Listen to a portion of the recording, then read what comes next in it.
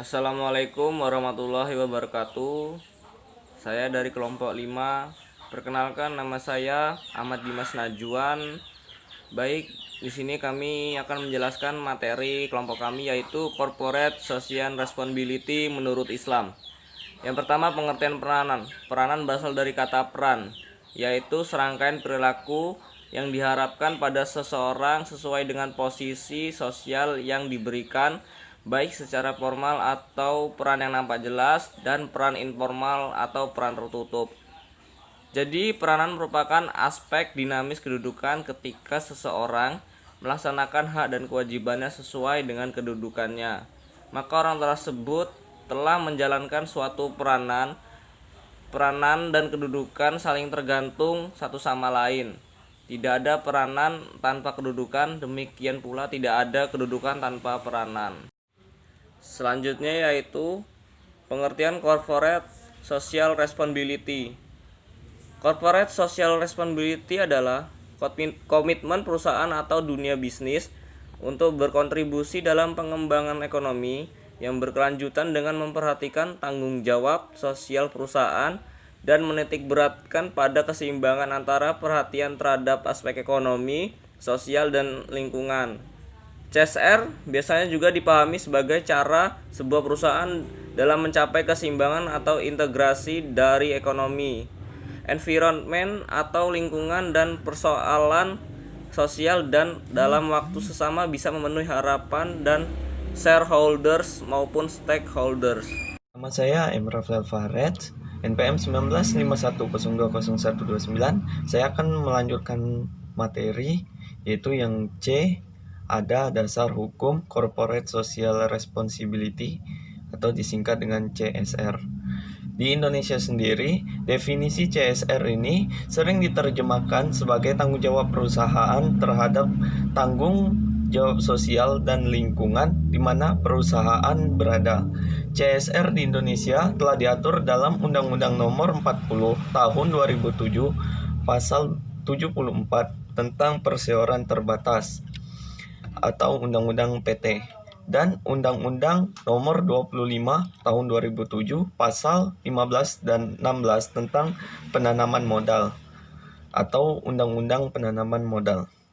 Bunyi dari Undang-Undang PT atau Undang-Undang Perseroan Terbatas yaitu pada bab 5 nomor 40 tahun 2007 pasal 74 adalah yang pertama, perseroan yang menjalankan kegiatan usahanya di bidang dan atau berkaitan dengan sumber daya alam wajib melaksanakan tanggung jawab sosial dan lingkungan. Yang kedua, tanggung jawab sosial dan lingkungan sebagaimana dimaksud pada ayat 1 merupakan kewajiban perseorangan yang dianggarkan dan diperhitungkan sebagai biaya perseorangan yang dilaksanakan dan yang pelaksanaannya dilakukan dengan memperhatikan kepatutan dan kewajaran. Yang ketiga, perseorangan yang tidak melaksanakan kewajiban sebagaimana dimaksud pada ayat 1 dikenai sanksi sesuai dengan ketentuan peraturan perundang-undangan. Yang keempat, ketentuan lebih lanjut mengenai tanggung jawab sosial dan lingkungan diatur dengan peraturan pemerintah. Dalam pasal 15 dan 16 Undang-Undang Nomor 25 Tahun 2007 tentang penanaman modal ditegaskan amanat bahwa setiap penanaman modal harus berkewajiban dan bertanggung jawab. Bunyi Undang-Undang Penanaman Modal bab 4 nomor 25 tahun 2007 pasal 15 dan 16 yaitu yang pertama pasal 15. Setiap penanam modal berkewajiban A. Menetapkan prinsip-prinsip tata kelola perusahaan yang baik.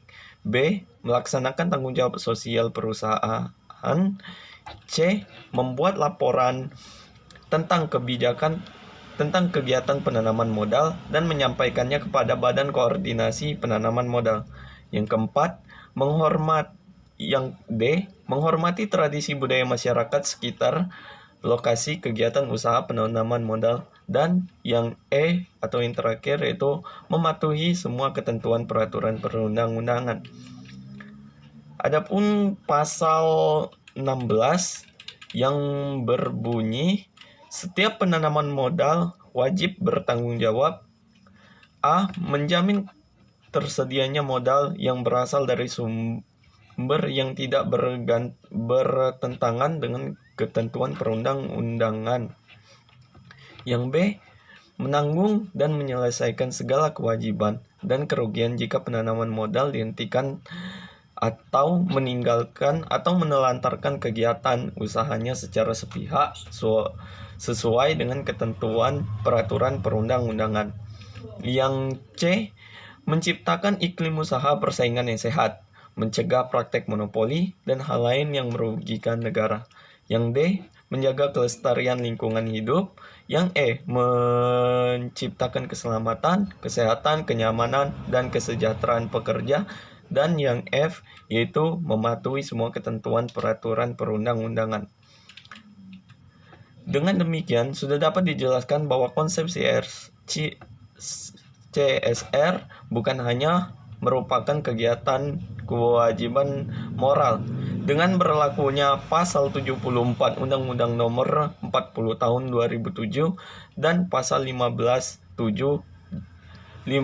dan 16 Undang-Undang Nomor 25 Tahun 2007 menjadi kewajiban untuk melaksanakan tanggung jawab setiap sosial perusahaan terhadap masyarakat yang berada di wilayah operasi perusahaan yang dapat dipertanggungjawabkan dalam hukum. Akan tetapi, khusus hanya bagi perseorangan yang menjalankan kegiatan usahanya di bidang atau berkaitan dengan sumber daya alam atau yang menanamkan modalnya di Indonesia. Assalamualaikum warahmatullahi wabarakatuh. Nama saya Nasibatun Hasanah, NPM 1951020159. Di sini saya akan menjelaskan tentang prinsip-prinsip Corporation Social Responsibility atau CSR. Secara umum, prinsip-prinsip CSR ada 16. Yang pertama yaitu prioritas corporate, mengakui tanggung jawab sosial perusahaan sebagai prioritas tertinggi, corporate dan penentu utama pembangunan berkelanjutan. Yang kedua, manajemen terpadu, meningkatkan kebijakan, program, dan praktek ke dalam setiap kegiatan bisnis.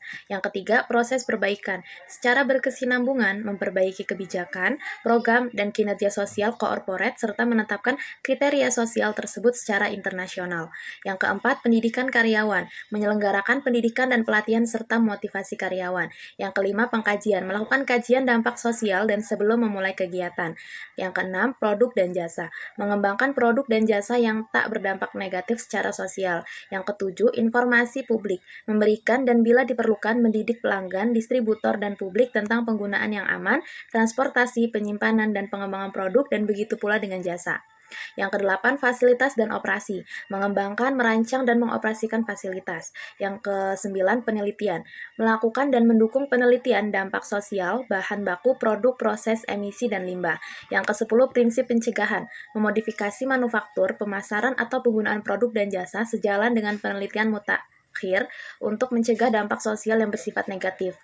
Yang 11, kontraktor dan pemasok, mendorong penggunaan prinsip-prinsip tanggung jawab sosial korporat yang dijalankan kalangan kontraktor dan pemasok. 12, siaga menghadapi darurat, menyusun dan merumuskan rencana menghadapi rencana darurat, dan bila terjadi keadaan biaya pekerjaan dengan layanan gawat darurat. Yang ke-13, transfer best practice, berkontribusi pada pengembangan kebijakan yang akan meningkatkan kesadaran tentang tanggung jawab sosial. Memberikan sumbangan untuk usaha bersama, pengembangan kebijakan publik, dan bisnis.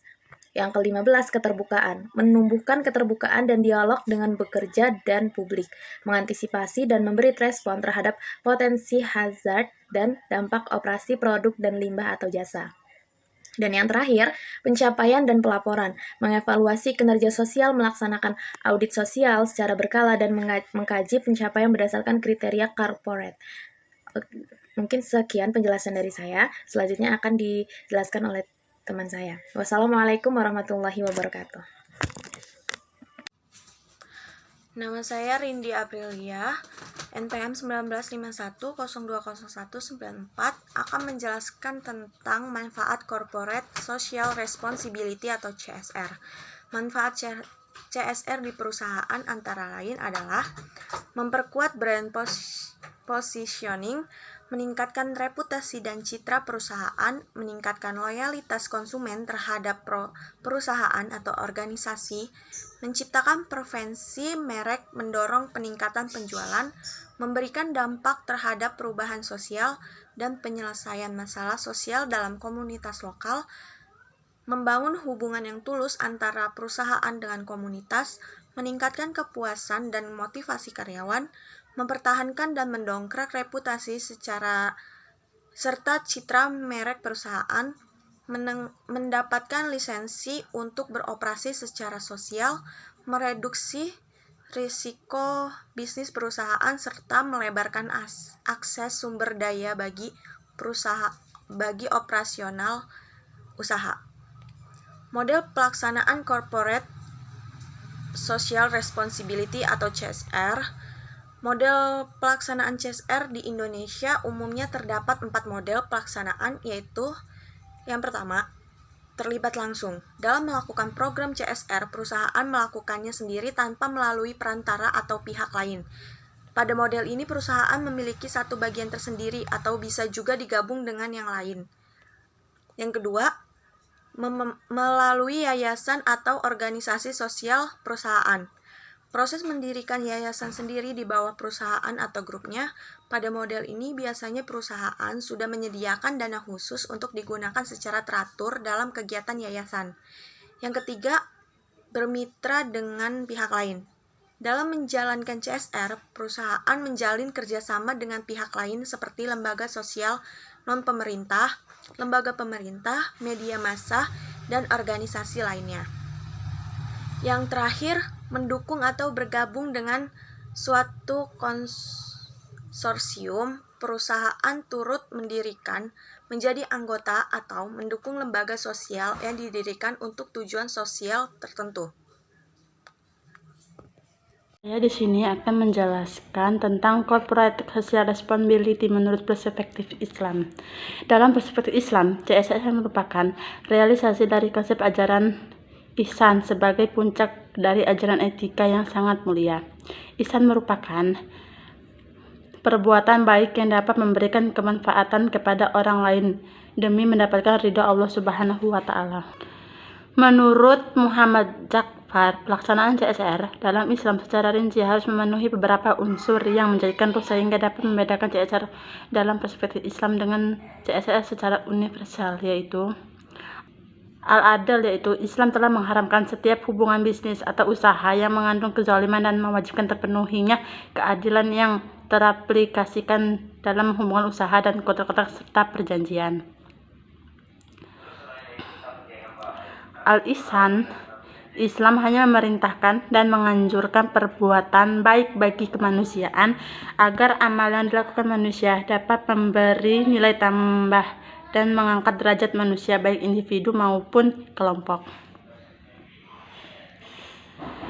Manfaat, yaitu konsep ihsan yang telah dijelaskan di atas seharusnya memenuhi unsur manfaat bagi kesejahteraan masyarakat, internal maupun eksternal perusahaan. Dan yang keempat, yaitu amanah. Dalam usaha bisnis, konsep amanah merupakan niat dan itikat yang perlu diperhatikan terkait pengelolaan sumber daya alam dan manusia secara makro maupun dalam mengemudikan suatu perusahaan.